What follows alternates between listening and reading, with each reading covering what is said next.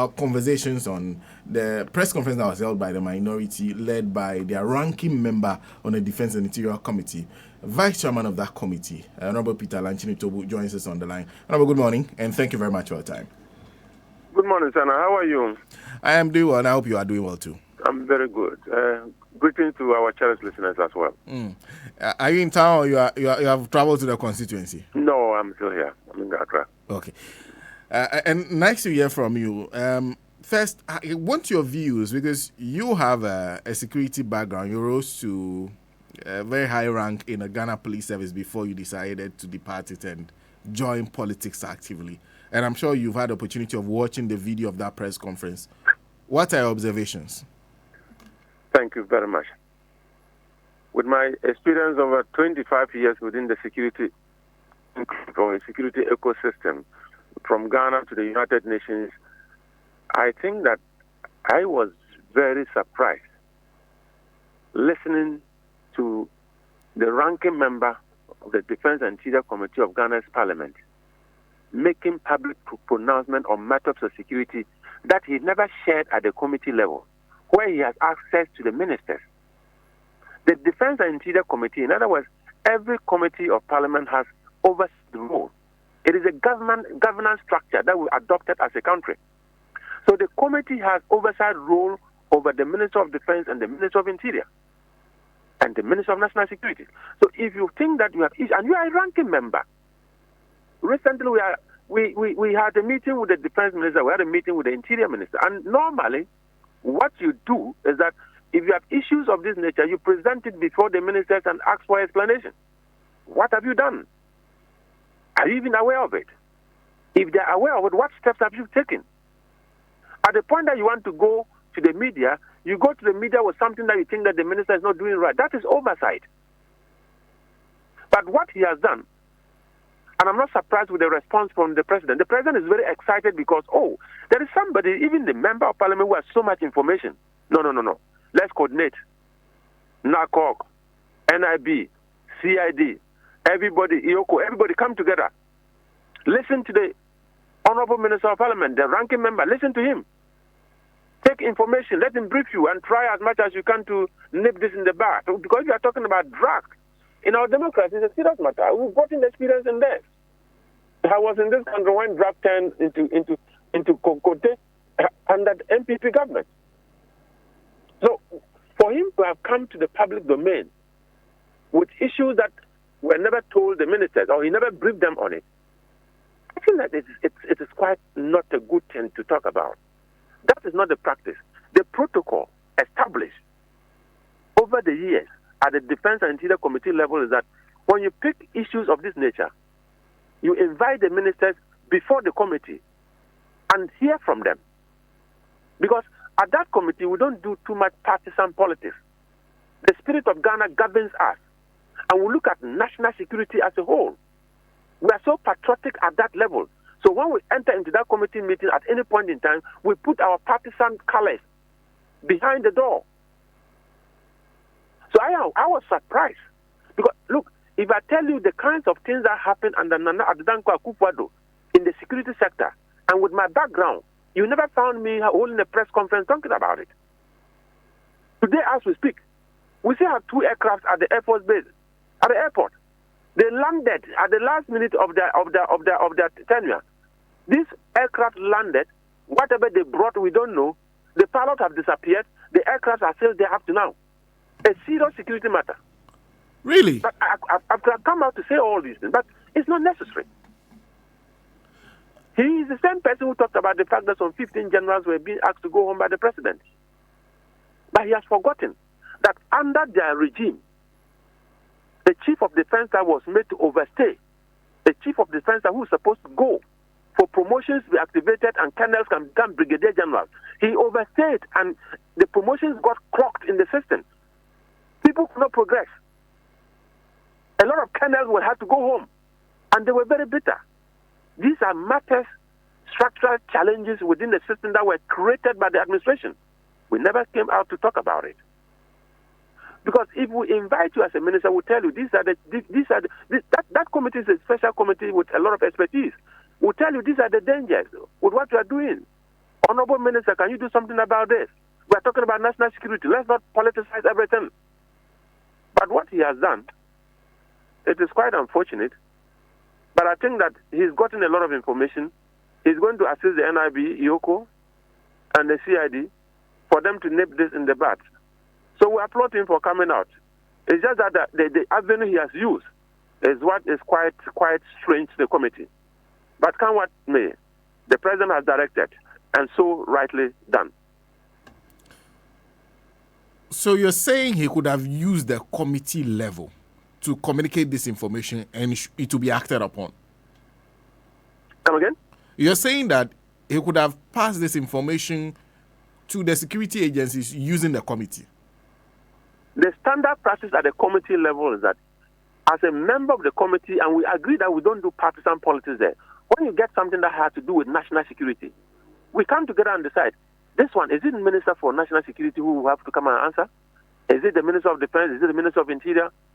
If we know that this is within a particular, particular jurisdiction, you invite the particular minister and come and tell the minister, this is what we picked on the ground. Have you gotten the same thing?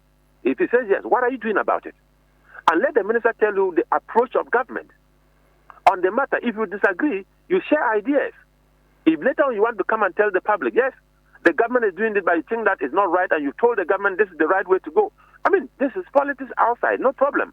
But when you have not told the minister anything, the minister was before you, never hinted him on anything, and you come to hold a press conference when you just left office 3 months ago, and the kind of things you did when you were in office, that we didn't find it necessary to be holding press conferences about security issues. How can you be talking about patrol boat for Navy? You are now so concerned about the Navy. For 8 good years, you never bought a single patrol boat for them. That when you are about leaving office, you hurriedly put together a loan and brought it for parliamentary approval. And we told you we don't do that. We need to have value for money. We need to look at the loan condition properly. You can't rush Parliament through this. And you have even sent this country into a huge hole of debt by engineering the domestic debt exchange program. And the international community is saying that you owe so much that you can't even service your debt. They will not be adding you more loans. And you come back to tell the Ghanaian people that you were so passionate about retooling the Navy, you wanted to buy some boats, and then we kicked against it. You wanted to buy a boat, 8 years, you never bought it. When you left 1 week for you to go out, you hardly brought a loan, for us to approve in the night. Is that how to govern? Let's not go there. I think that nobody can be more passionate about security more than His Excellency President John Dramani Mahama, who has been a commander-in-chief before. He's back. That experience guides him. He knows what he wants to do. And we support him with all that we have. I mean, of course, he's a president. If he else will draw his attention, Mr. President, this way is not good. That is how we develop a nation. But what he has done, I was very surprised. Because I'm a vice chairman of the committee. He's a ranking member, well-respected person of what that means. Maybe probably coming from other committees, he's not taking this briefing about the character of the Defense and Interior Committee seriously. But this is uncharacteristic of a member of a Defense and Interior Committee. But he also suggests that his evidence and what is put out in the public domain is evidence that there's a lot of dealing when it comes to cocaine under the first 3 months of this administration. I am surprised because when you talk like that and you talk about the fact that it is on the rise, it means that you have a trend. Well, he's an honorable member. Probably he didn't want to share the fine details in public.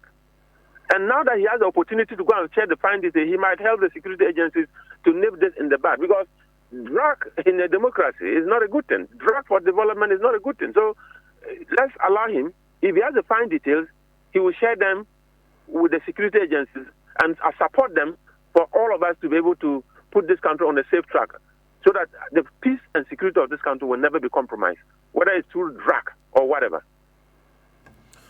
Considering what you said is the modus operandi of your committee, would you draw his attention to this?